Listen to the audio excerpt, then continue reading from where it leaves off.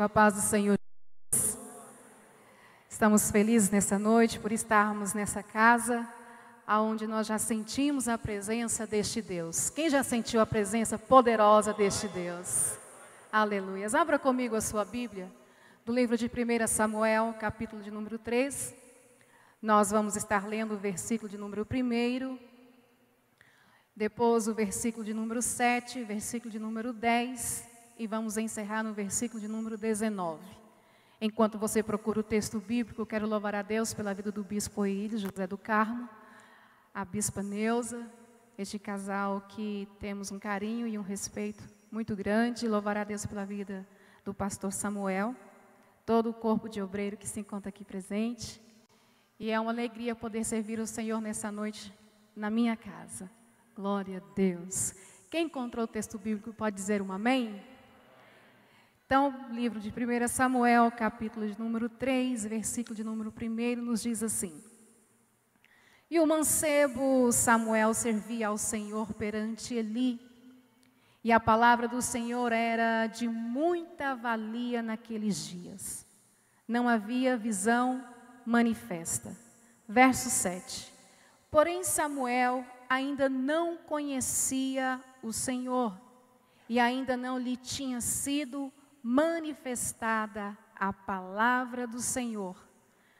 Então veio o Senhor e ali esteve, e chamou como das outras vezes: Samuel, Samuel. E disse Samuel: Fala, porque o teu servo ouve. Verso 19. Crescia Samuel, e o Senhor era com ele, e nenhuma de todas as suas palavras deixou cair por terra. Aleluias. Deus, nós te louvamos, nós te agradecemos, Senhor, nessa noite, pelo privilégio, Deus, de poder te servir nessa noite.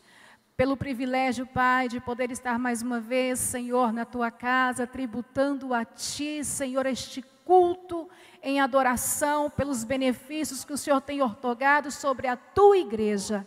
Manifesta, Deus, nessa noite mais uma vez, pelo poder da palavra que será ministrada neste momento. Meu Deus, nada sou, nada sei, mas o Senhor é e o Senhor sabe. Que nesta noite, Pai, por intermédio dessa palavra, vidas possam ser alcançadas, curadas, libertadas, transformadas, edificadas. É o que nós te pedimos em nome de Jesus. Se você concorda com essa oração, senta dando glória a Deus misturado com aleluias. Oh, aleluias. Livro de 1 Samuel, capítulo de número 3, nós vamos ver neste capítulo a manifestação de Deus sobre a vida de alguém na qual Ele chamou e escolheu para exercer uma função específica no meio do seu povo. Mas para que nós possamos entender o capítulo de número 3, nós precisamos de voltar no capítulo de número 1, aonde vai se dar a origem de toda essa história. Bem, na verdade, é uma história muito conhecida da igreja. Não é nada de diferente daquilo que você não saiba, mas que muitas das vezes nós lemos e relemos e deixamos de praticar. Mas nessa noite, o Espírito Santo de Deus que está aqui nessa casa vai fazer com que nós venhamos lembrar e praticar aquilo que nós conhecemos a respeito do nosso Deus. Capítulo de número 1 vai iniciar dizendo a respeito de um certo homem, falando a origem desse homem. O texto inicia assim: Houve-se um homem de Ramataim, de Zofim, da montanha de Efraim, cujo nome era Eucana, filho de Jeruão, filho de Eliú, filho de Taú, filho de Zuf, Efrateu. O capítulo de número 1, o versículo de número 1, vai falar o currículo. Vai dar o histórico desse homem chamado Eucana. Perceba que esse homem não é um homem qualquer, ele tem origem. Aqui o versículo de número 1 vai falar a respeito de sua parentela, da onde ele veio. E nós conhecemos a história e sabemos que Eucana era pertencente à tribo de Levi. Tribo de Levi é a tribo que é responsável por atrair Deus no meio do povo. Era aquelas pessoas que eram responsáveis de receber a mensagem de Deus e transmitir para o povo. Era responsável pela liturgia do culto, era responsável pela palavra, era responsável pelo louvor, era responsável por atrair a presença de Deus para que o povo então pudesse sentir a manifestação deste Deus. Eucana é pertencente a essa tribo essa que já experimentou coisas sobrenaturais, milagres, prodígios, manifestações extraordinárias. Só que Eucana, mesmo pertencendo a essa tribo, mesmo tendo esse vasto currículo, mesmo não sendo alguém que caiu de paraquedas no capítulo de número 1, mas que um histórico de alguém que tem um legado e que pertence a uma denominação muito respeitada entre o povo de Deus, ele vai deixar de praticar aquilo que ouviu, aquilo que aprendeu no decorrer da sua história, dentro da tribo na qual ele pertencia, ou no ciclo social da qual ele vivia. A Bíblia diz que ele vai se casar com uma mulher chamada Ana. E essa mulher, ela vai se tornar estéril, não porque o Senhor estava punindo, mas porque era vontade e propósito de Deus para com a sua vida, para que por intermédio da vida de Ana, Eucana pudesse lembrar que ele servia a um Deus do sobrenatural.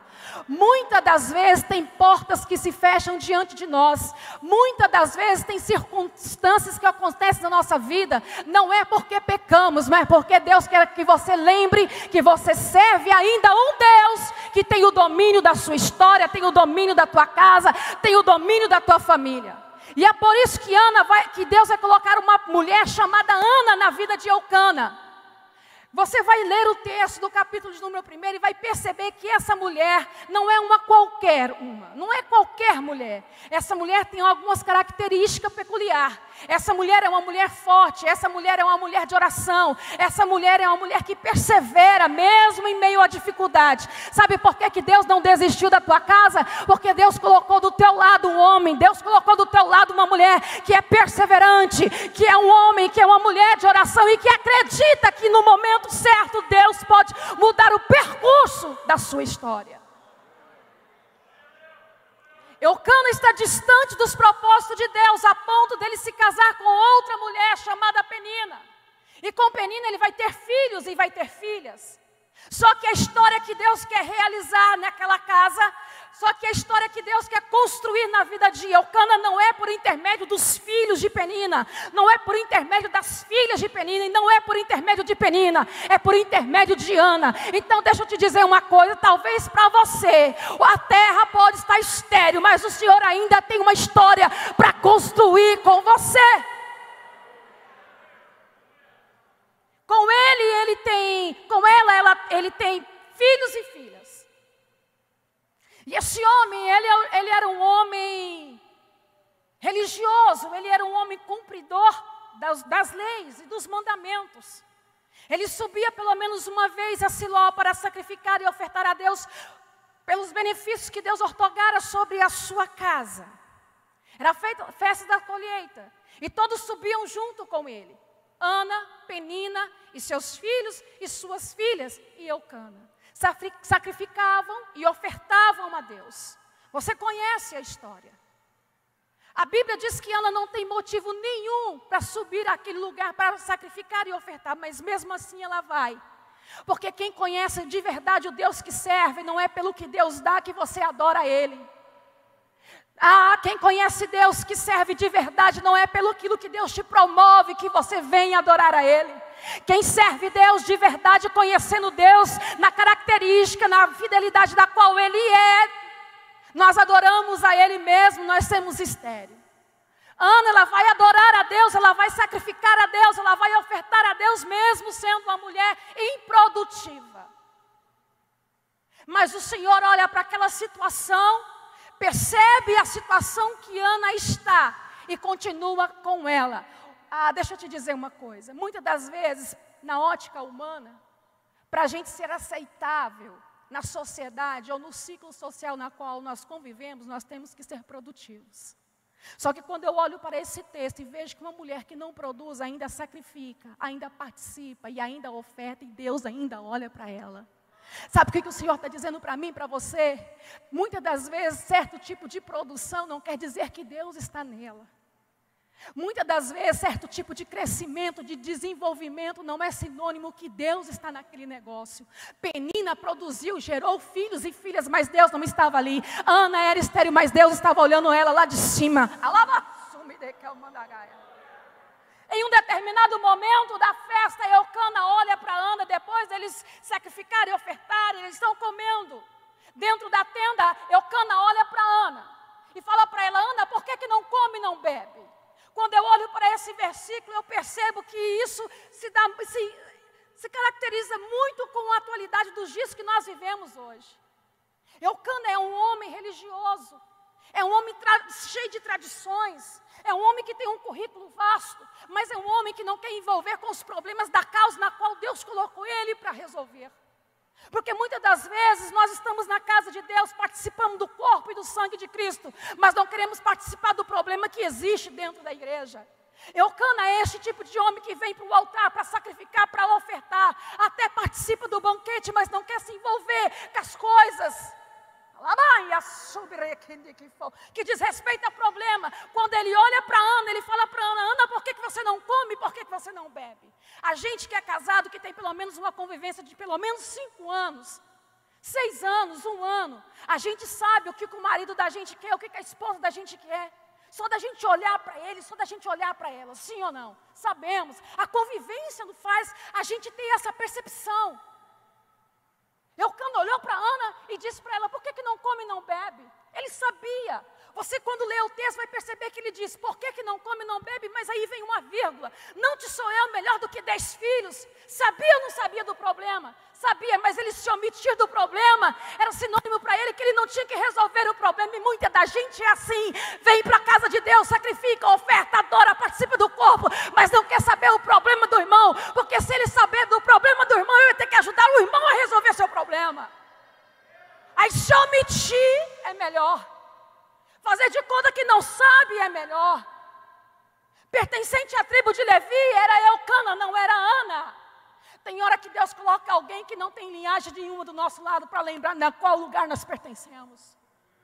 Tem hora que Deus coloca pessoas que ninguém conhece, a sociedade não conhece. Aí a gente pergunta: de onde que veio ele, de onde que veio ela? Deixa eu te responder: ele veio pela direção de Deus. Foi a mão de Deus que colocou ele aqui, foi a mão de Deus que colocou ela aqui, foi a mão de Deus que colocou ele para sentar do meu lado. Foi Deus que trouxe ele, que trouxe ela para mim.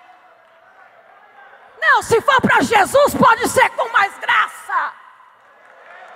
Aleluia! Oh, aleluia! Oh, aleluia! Ele omite fazendo de conta que não conhece o problema, mas depois ele diz: mas não te sou eu melhor do que 10 filhos?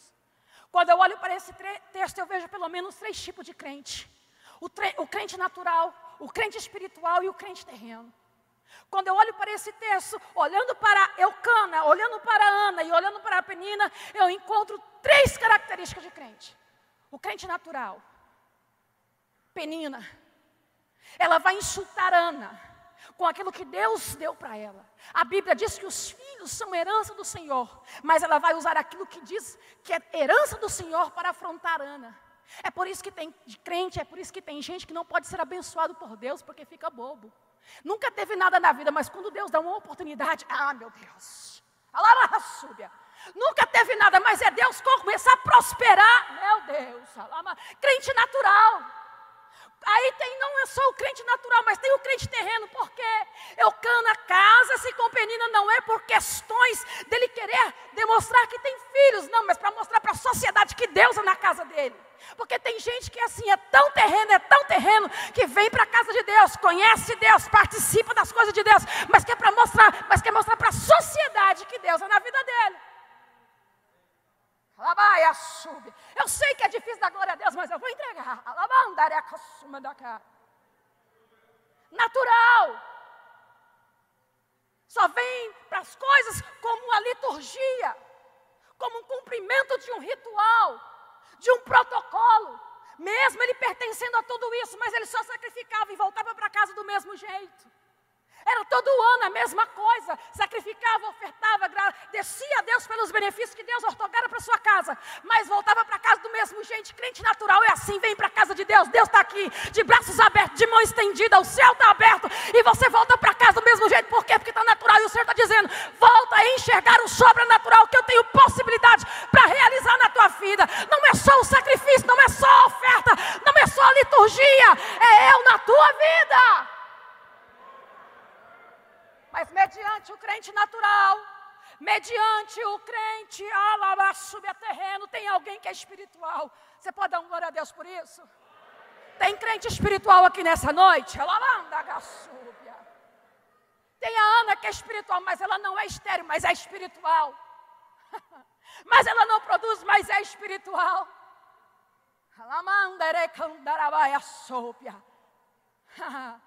Mas um dia a Ana é tão espiritual, mas tão espiritual, porque crente espiritual, irmão, não precisa de estímulo do homem para a Deus que serve.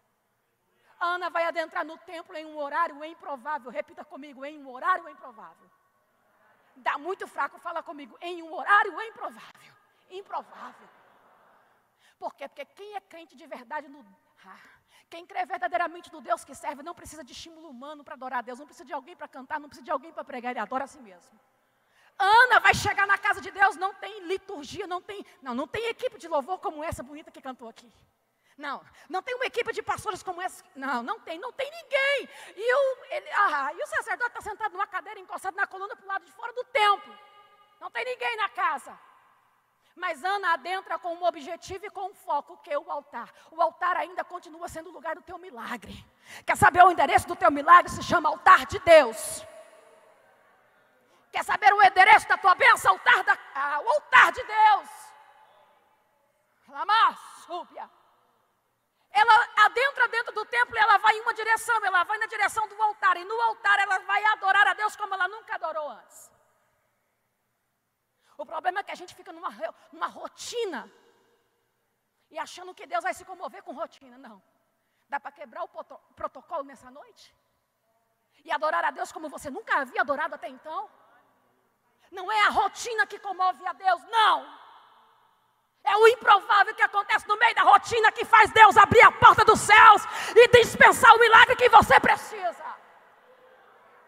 É você olhar para a situação que você está, não onde você está. Você precisa de entender o ambiente, a atmosfera que está aqui nessa noite. Você precisa de entender que tem cheiro de milagre nessa casa. Você precisa de entender que na segunda-feira, mesmo com tanta coisa para cumprir, existe um Deus que é dono do ouro e da prata. Então que isso não impeça a sua adoração nessa noite. Ana era estéril, mas ela foi adorar.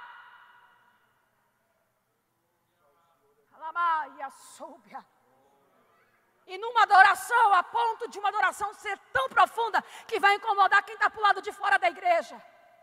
Ele ia dentro do templo, porque ouviu o barulho de Ana adorando ao Senhor no altar. E ele olha, chega diante do altar e sabe aquela pessoa que vem com a fita métrica para o culto? Aquela fita métrica para medir o grau da unção. Vamos ver se canta mais, vamos ver quem prega mais, vamos ver quem fala mais, vamos ver quem dá a melhor palavra. Deu uma olhada para Ana e mediu Ana de cima e embaixo. E olhou para ela e disse: mulher, até quando ficarás embriagada? Porque dependendo do ritmo que você adora, irmão, tem alguém que vai escandalizar com você. Dependendo do tamanho do teu glória a Deus, tem alguém que vai olhar e dizer: está louca. Dependendo se você misturar glória a Deus com um aleluia, pode ser que alguém levanta, pode ser que alguém segurar na mão do Samuel e vai dar testemunho recitando o versículo de número 27. Por este menino orava eu, e o Senhor concedeu a petição que eu havia lhe pedido. Quer dar testemunho do que Deus vai fazer na tua vida? Quebra o protocolo. Quebra o protocolo da liturgia engessada e adora a Deus. Atrai a atenção de Deus para a tua vida. Talvez você está cansado de ver pessoas dando testemunho de que Deus fez em suas próprias vidas. E você está sentado aí olhando. Quando é que eu vou dar testemunho? O dia que você entender que você não precisa de alguém para estimular você a conhecer ou a estar o Deus que você serve. O que você precisa de rasgar o seu coração e dizer: Deus, revele-se a mim. Ela tinha feito um voto, verso número 27, ela chega dentro do templo, é o momento que Ana vai deixar Samuel no templo para cumprir o voto que ela havia feito. Você conhece a história.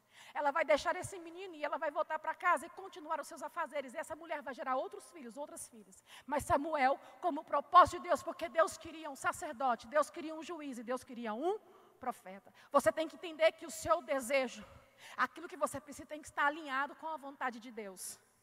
Quer que o milagre aconteça rápido? Quer que a bênção chegue rápido? Esteja alinhado o teu comportamento com a tua oração diante de Deus. O comportamento de Ana estava alinhado com a oração, então Deus queria algo, então Deus realizou o que Ana queria, mas porque Ele desejava também que o povo precisava de alguém para representá-lo em uma época que as pessoas não sabiam mais quem era, em uma época de apostasia, em uma época de crise de identidade.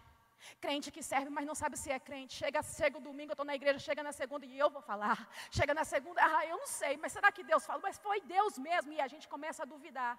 E aí a gente começa a ficar em dois tipos de pensamento, mas o Senhor me trouxe aqui nessa noite para te dizer, Ele ainda não abriu mão da tua vida, Ele não abriu mão da tua casa, Ele não abriu mão do teu casamento, Ele não abriu mão do teu ministério, Ele ainda tem uma história traçada para você. Deus te plantou nessa casa, Deus te plantou no seio dessa família, porque Ele quer fazer algo por intermédio de você. Você é escolhido de Deus, você é propósito de Deus para esse tempo. Deus conta com você para este tempo. Samuel começa a servir a Deus dentro do templo, porque havia um propósito. Ana, desde quando Samuel nasceu, quando ele começou a entender o que era, o que ia acontecer, porque Ana foi inserindo isso no contexto desse menino. É por isso que esse menino não vai dar birra dentro da igreja, é por isso que esse menino não vai chorar quando a mãe vai embora, porque quando nós entendemos o propósito de Deus, a gente não dá trabalho para ninguém. Quando nós entendemos o propósito de Deus nas nossas vidas, pastor Itamar, nós não damos trabalho para ninguém. Não precisa de ninguém ficar visitando a nossa casa, não precisa de ninguém pegar o telefone e ficar ligando, não precisa de WhatsApp, porque a gente sabe a responsabilidade do propósito que Deus investiu nas nossas vidas. Oh, aleluia! Oh, aleluia! E aí sabe o que acontece? Ele está ministrando, ele é responsável, ainda criança, ainda menino. A Flávia José vai dizer que esse menino com 12 anos começa a profetizar, começa a lidar com as coisas de Deus. Ele acende e apaga a luz, ele é responsável para retirar e colocar, além de tirar a cinza. Ele está trabalhando dentro do templo, mas ele mexe nos utensílios de Deus, na casa de Deus, mas ele não conhece a Deus. Só que de repente, Deus olha para aquela situação e diz, eu tenho uma história com teu pai. Eu tenho uma história com a tua mãe, mas eu quero ter uma história com você. O problema é que a gente quer pegar a carona da história da mãe. O problema é que a gente quer pegar a carona com a história do pai. E a gente não quer construir uma história pessoal com Deus. A gente quer pegar a carona da história da família com Deus. E o Senhor me trouxe aqui nessa noite para dizer para você, querendo ou não, gostando ou não, que Deus quer construir uma história com você. Deus quer ter um particular com você. Deus não quer que você fale desse testemunho do Deus da tua mãe, do Deus do teu pai, do Deus do teu marido, do Deus da tua esposa, do Deus da tua igreja, não. O Senhor quer que você dê testemunho, o meu Deus. Você pode bater assim no peito e falar assim, o meu Deus quer construir uma história comigo. Você pode dar glória a Deus por isso? Samuel está na casa de Deus, mas ainda não conhecia Deus. Naquela época, você leu comigo que a palavra ela era muito escassa e não havia visões manifestas.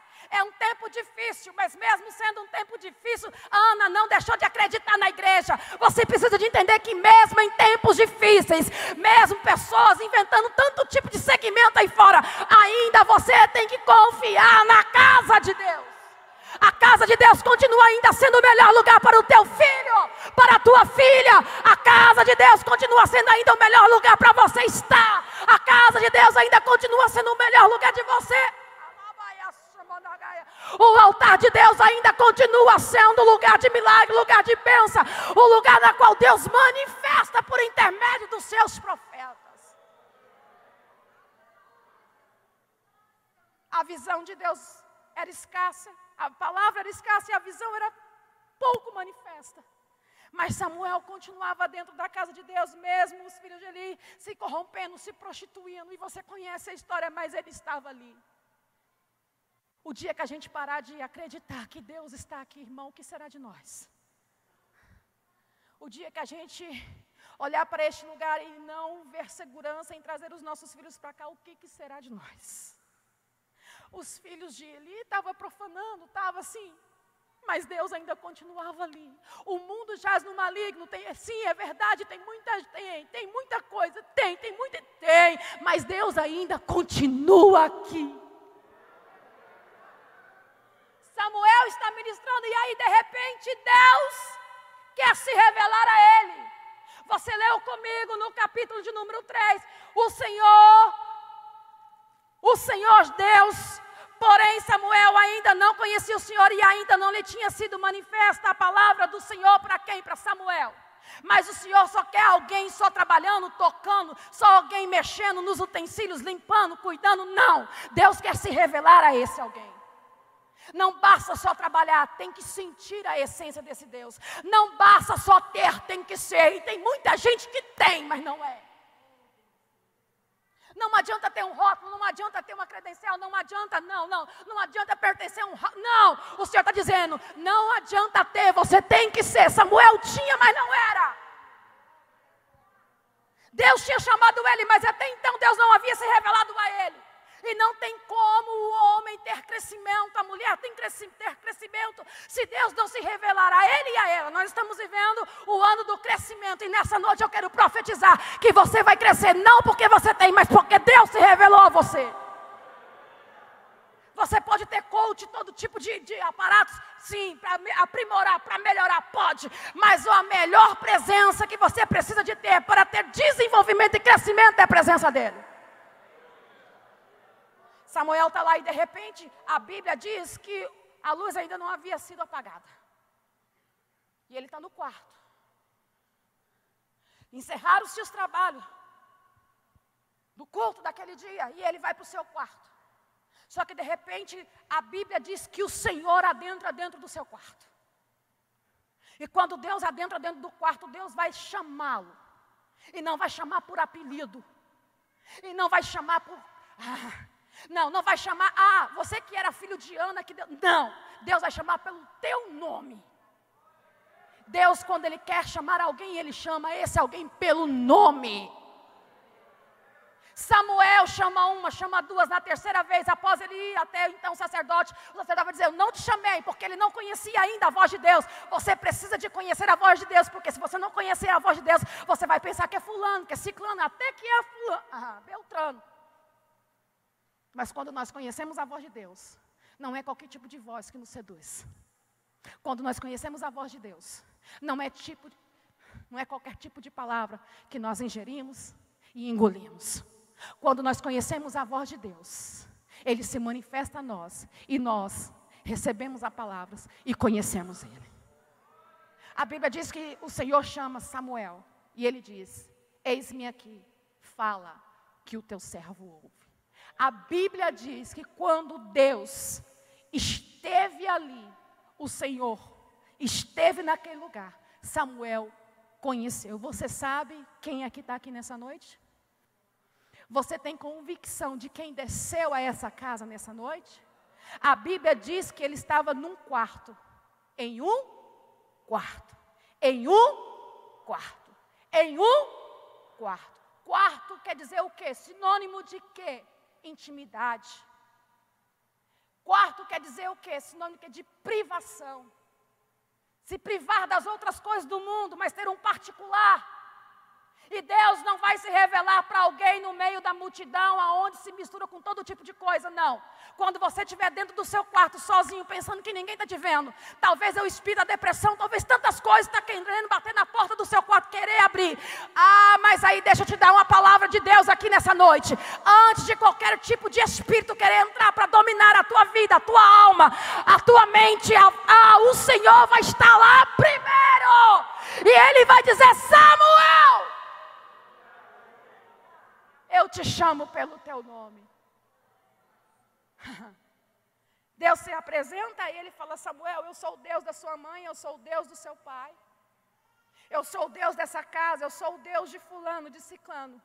Eu sei que você tem trabalhado na minha obra. Eu sei que você tem se envolvido com as minhas causas, mas isso não é o suficiente. Eu quero te chamar a uma profunda intimidade e conhecimento para comigo. Porque tem gente que você olha, irmão, aparenta ser, mas não é. E o Senhor está dizendo, eu não quero uma aparência, eu quero que você seja, mesmo na simplicidade, mesmo tendo só um sapato, mesmo tendo uma gravata, mas que essa gravata, que esse sapato seja tão original, que quando alguém olha e diz, Deus é na vida dele, Deus é na vida dela, Deus é na casa dele, Deus é na casa dela, Deus é no ministério dele, Deus é no ministério dela. A função que ele exercia era simples, era única, mas Deus era com ele. E aí a Bíblia diz, para encerrar, no verso de número 19, e crescia Samuel, e o Senhor era com ele, e nenhum de todas as suas palavras deixou cair por terra. Sabe o que nós precisamos? Sabe o que nós estamos precisando de orar? Para Deus levantar homens e mulheres que conhecem Deus, que tem experiência com Deus. Por quê? Porque quando falar a palavra não cair por terra, mas cumprir na vida da igreja, na vida daquele que está ao seu redor. Ai, mas alguém está dizendo, mas você viu fulano como é que é? Não, é porque não conhece Deus. Porque o dia que conhecer Deus, a palavra dele tem valor, a palavra dele tem poder, a palavra dela tem valor, a palavra dele tem poder. Você pode pegar na mão de quem está do teu lado e dizer para ela e dizer para ele, tu conhece Deus? O teu Deus, ou o Deus da tua mãe, o Deus do teu pai, o Deus do teu marido, da tua esposa. Porque se você conhece esse Deus por intermédio dessas pessoas, Deus está dizendo, eu te trouxe aqui nessa noite para revelar-me a ti e para você me conhecer. Para quê? Para quando você chegar na tua casa, na tua empresa, na faculdade, no ciclo social que você convive, a tua palavra ter poder e não cair por terra.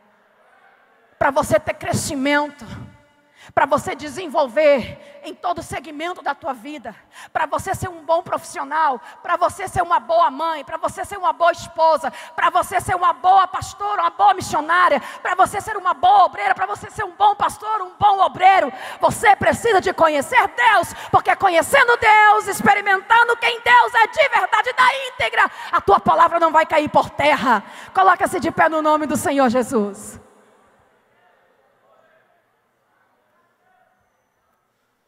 Eu quero, antes de fazer o apelo, posso, pastora, rapidinho, fazer uma oração com você. A minha oração é que esse ano de 2019, o ano que foi intitulado o ano do crescimento, eu quero que você coloque a mão no seu coração. Eu sei que nós, seres humanos, precisamos de estímulos para desenvolvermos na nossa vida, seja em qualquer tipo de segmento que nós pertencemos. Mas, aonde você tem se fraquejado, se sentido fraco, raquítico, e não tem desenvolvido, e não tem crescido, o Senhor está dizendo, quando você me conhecer de verdade, quem eu sou, quando você conhecer o que eu posso fazer na tua vida. Ele era um menino, uma criança, mas com um propósito de Deus. Talvez você está olhando para a circunstância que está do seu lado e está dizendo, o que eu vou fazer da minha vida? Já procurou psiquiatra, psicólogo, já procurou ajuda de todos os segmentos, e você se sente impossibilitada de se desenvolver e de sair dessa situação.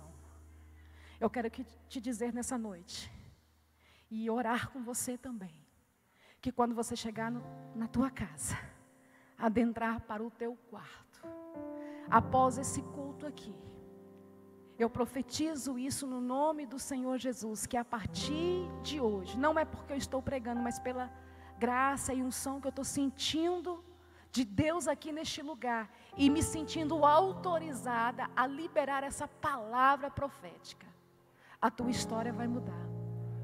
Deus vai revelar a você de uma forma tão tremenda, que quando chegar o ano de 2020, se Jesus não voltar e nos permitir vida, para estarmos aqui mais uma vez, você vai voltar e dar testemunho e vai dizer, é porque eu não conhecia Deus, mas hoje eu conheço e tenho testemunho para contar. Quem não acreditava na minha palavra vai passar a acreditar, porque a palavra que Deus colocou na minha boca exerce poder sobre a vida daqueles que estão à minha volta. E eu sou propósito de Deus na terra. E a palavra não caiu por terra. Em nome de Jesus, Pai, eu oro agora, Senhor, por essas vidas. Sei, meu Deus, que tem muitas pessoas aqui nessa noite com tantos problemas. Alguns com problemas de enfermidade, outros com problemas conjugais, outros com os problemas espirituais, outros querendo desistir da fé, outros querendo te conhecer, mas por conta de algumas coisas que tem visto e ouvido, se sente impedido de aproximar-se de ti. Nessa noite, Pai, eu oro a Ti, que caia por terra toda barreira, todo impedimento, todo embaraço. Arranca, Senhor, do coração, Pai, deste povo da Tua igreja, Senhor Jesus querido, Pai amado, toda mágoa, toda tristeza, tudo aquilo que estiver impedindo de aproximar-se a Ti, de receber de Ti a palavra, chamando para um conhecimento profundo em Ti. Deus, eu profetizo nessa noite, Pai, Senhor, um relacionamento contigo para este povo, não supérfluo, mas profundo, a ponto, Pai, da Tua igreja entender que ela